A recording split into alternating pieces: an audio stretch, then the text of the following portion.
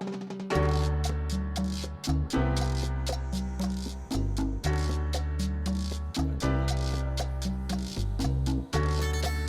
is Find Your Dream Job, the podcast that helps you get hired, have the career you want, and make a difference in life. I'm your host, Mac Pritchard. I'm also the founder of Mac's List. It's a job board in the Pacific Northwest that helps you find a fulfilling career. Every Wednesday, I talk to a different expert about the tools you need to get the work you want. An open job can get hundreds of applications. Today's guest says to stand out, you need to show how you can solve an employer's problems. Connie Teng is here to talk about how to use your career story to show your value. She's a leadership and career coach who helps mid-career professionals and emerging leaders land and thrive in their next role. Connie joins us from Madison, New Jersey. Well, let's jump right into it, Connie. When an employer thinks about your value as a candidate, what are they really looking for? They're looking for a few different things. First of all, obviously, they want to make sure you have the relevant experience. They want to make sure you have the right skills, so both technical skills and soft skills. And then they're also looking for your why. Why do you want this particular role? Why do you want this particular company?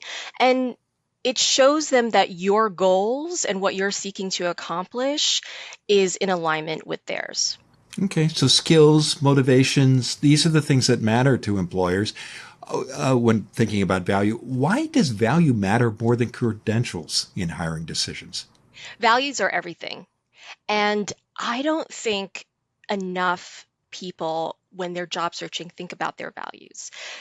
Values are what is important to you. What is important to you in your life? What is important to you in a job? And that's going to show whether or not you're potentially successful in that role and whether or not you will work out, right? Because if you're in the wrong environment or what you're looking for isn't offered by that particular role, it will likely end up not being a fit. Okay. So they're the values that matter to you as a candidate in terms of an employer's culture and mission and what matters to you in your own career. But there's also the value that you deliver to an employer. And many candidates, instead of talking about what they can do for an employer, they do something else when they apply for jobs. What do you see them do instead of showing their value and when they send out an application? Well, when they send out an application, I think assuming the resume is okay. Sometimes the cover letter works in their favor, doesn't work in their favor. But the first step is to get through the recruiter screen. And when I was a recruiter across finance and healthcare, a lot of people would say things or present their career story and career history in a way that maybe raised some red flags. And so I was always listening for those themes to see if there was anything that potentially concerned me. And what kind of red flags would you and your fellow recruiters look for when reviewing resumes and applications? Well, for instance, something that came up quite a lot was between being an individual contributor and being a manager. So this came up a lot for me in tech. A lot of tech folks, they've been in the industry for a while and they naturally become managers, but they're often not happy being managers and they want to get back to a hands-on role. So that ends up being a conflict if that value or that desire is not matched up for the role. I think also when they're looking for a certain freedom in what they're looking to do with work, they want to be able to run strategy or they want to be a little bit more entrepreneurial, and the place they're applying to is really more structured and bureaucratic. So that's where you start to see the environment differences and the differences in terms of what they want and what the employer needs. Okay. Well, let's talk about understanding what the employer needs and how you can shape your career story to show that you offer what the hiring manager is looking for. How have you seen people successfully tell their career story in a way that helps an employer see that you're the right fit? Right. So somebody who can walk me through their resume, I always asked, start from the beginning, give me a brief summary of each role and why did you transition to the next role, and then bring me to present day. Show me why you're here now, what you're looking for, and how that aligns with this job. Because employers want to see that you are potentially successful for this role, right? So being succinct, having it down, if you're going to do a summary, like having that down to about 2 minutes, knowing what are your highlights, what are your accomplishments, and having a story that makes sense. Nothing that would cause us to think, oh, well, they've had a lot of turnover and they've had a lot of issues with past employers or bad mouthing employers, but their trajectory makes sense. So you're doing a job search, you see a position, it interests you, you want to prepare for the conversation you just described. What kind of homework do you recommend an audience member do to be able to tell that story? They're certain to have the job description, but what other steps would you suggest someone take in order to impress a recruiter and move on to the next stage? Sure. First of all, you have to do the work. You have to get introspective and reflective, right? Because if you look inside and you think about, okay, what's important to me? What is my why? Right? And then you start to look through your resume, craft your story, really map it out, and then rehearse it, know that you can do it in a short amount of time, and then run it with somebody, whether that's a trusted friend, a mentor, or a coach. And then I'd also encourage people to really research the company. Make sure it's a match. You don't want to waste anyone's time. And it surprised me how many candidates didn't really do the research and didn't do a lot, didn't know a lot about the company. And so their questions weren't particularly thoughtful. And that was something I would consider too, because that shows me you don't potentially care. Okay. So in organizing the story, the structure is know where you've been and why, and where you're going next, and why this job and what you can do for this employer. Are those the basic elements? Yes, exactly. Okay. You don't want to make it hard for an employer to see you in this role. Okay. So answer those 4 questions and do it in 2 or 3 minutes. Practice Right. beforehand. You look at the job posting. What other homework do you recommend someone do in order to answer those questions successfully and tell that story besides studying the job posting?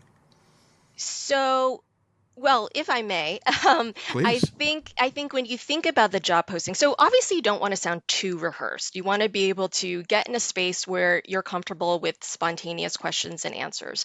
But you do want to, when you look at what they're looking for under responsibilities and traits, you do want to think through those business examples where you've demonstrated that you've run a team, that you ran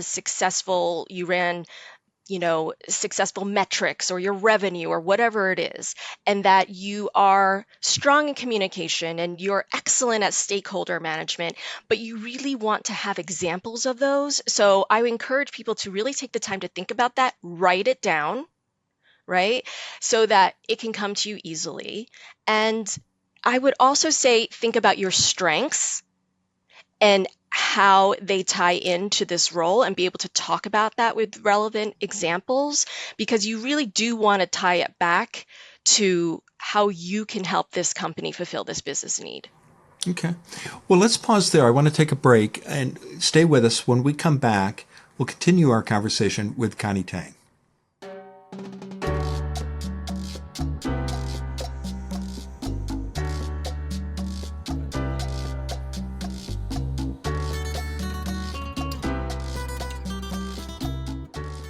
We're back in the Max List studio. I'm talking with Connie Teng. She's a leadership and career coach who helps mid-career professionals and emerging leaders land and thrive in their next role. Connie joins us from Madison, New Jersey. So, Connie, before the break, we were talking about how to use your career story to show your value to employers, what you can do for the person who's considering hiring you. And we talked about at the start of the first segment the importance of skills, understanding your skills and your why, Mm, and thinking about that in preparing for that first conversation with a recruiter where you have to explain where you've been, where you're going, and why this job is a good fit for you, and why you can make that organization's, that employer's life easier by getting hmm hired. Let's go back to your why. hmm Say more about why it's important to understand this, because I think many applicants, when setting in a job, they think, well, I just want to figure out what matters to the employer and show that. But why should you think about your own motivation, and why and how is that appealing to an employer when you do that successfully and communicate it in your career story? Motivation is everything. It's what drives you, it's what gets you up in the morning, it's what helps you reach your goals and ultimately find career satisfaction, right? And so, 9 times out of 10, when I talk to people who are not happy, it's because their why, their motivation, their values, all of these things, something is being suppressed, right? And an employer wants to make sure that this hire is going to work out. So if your motivations are aligned with what they're looking for in this role, it's hopefully going to be a match and hopefully you'll stay longer. So it's a very, interviewing can be a hiring process can be very arduous and long and stressful. So when an employer has found someone who seems like a fit on all of these levels, that is a success and they don't want to start all over again. So you've worked with so many applicants, both as a recruiter and as a career coach. hmm What's your best tip, Connie, for if you're struggling with figuring out your why? What would you say to somebody? What is an easy first step they can take to answer that question? Right. Well, I would say a couple things. If you can afford it, or even if you can't afford it, because there are a lot of coaches in training, start working with a coach who has a lot of different exercises that dig into things like your value, what's important to you, visions, all of these things, because really it starts with introspective work. But there's other free tools you can use. One I really like is 16 Personalities. It's related to MBTI and it's free. And tell us what that acronym means. Oh, Myers-Briggs. Now you're putting me on the spot. Myers-Briggs is something something. Inventory, I want to say. But the reason why I like it is because, first of all, it's free. It's a very easy quiz that takes, I don't know, 10, 15 minutes.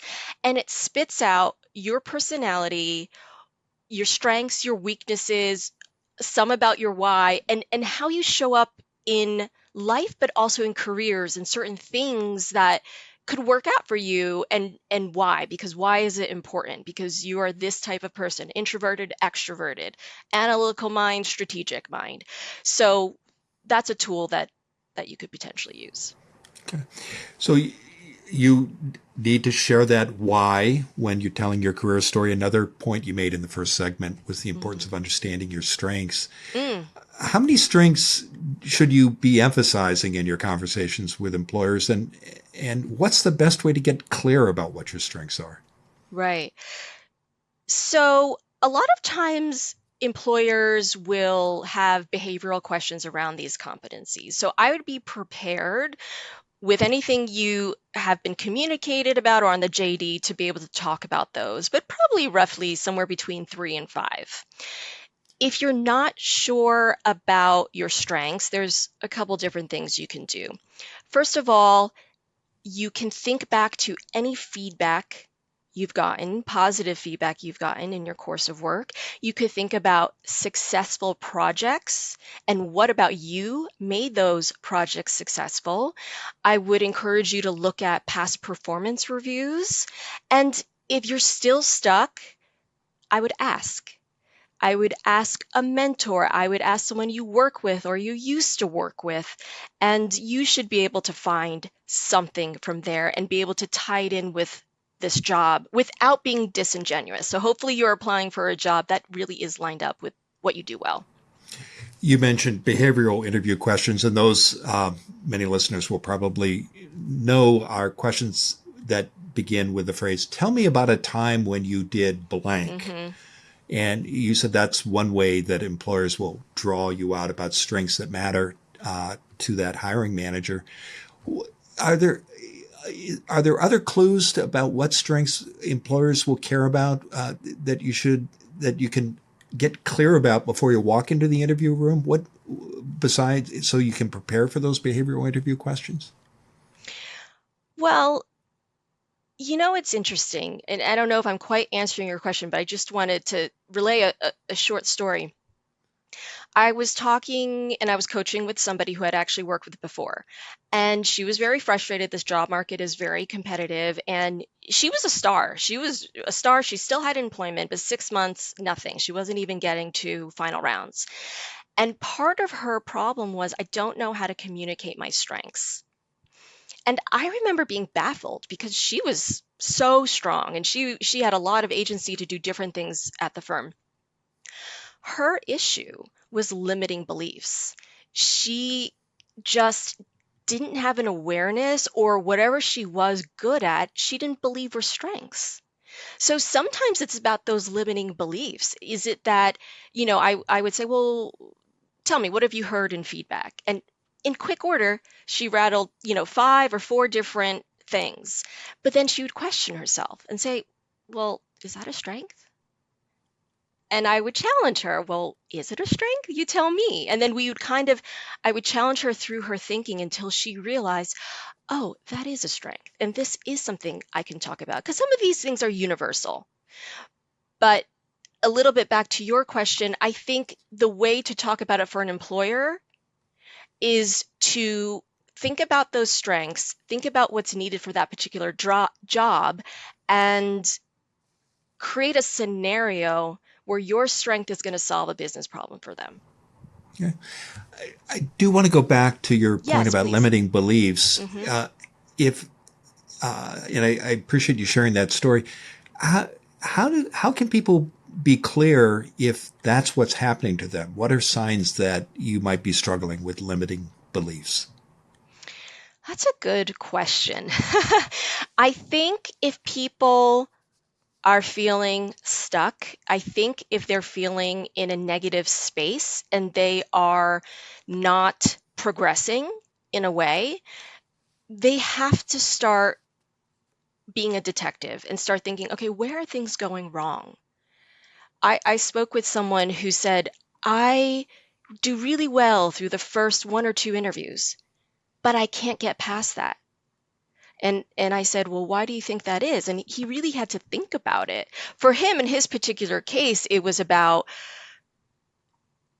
I will over prepare for these initial conversations based on the JD, but after that, it becomes more spontaneous. And when you say JD, you're talking about the job description. Yes, the Yeah. job description. So when you find yourself in a loop and you feel like you're not progressing, start to think in detail about your journey. Where are you getting stuck? And then again, employ someone you know, whether that is a good friend, a good colleague, even an outside recruiter, because sometimes you get feedback as well.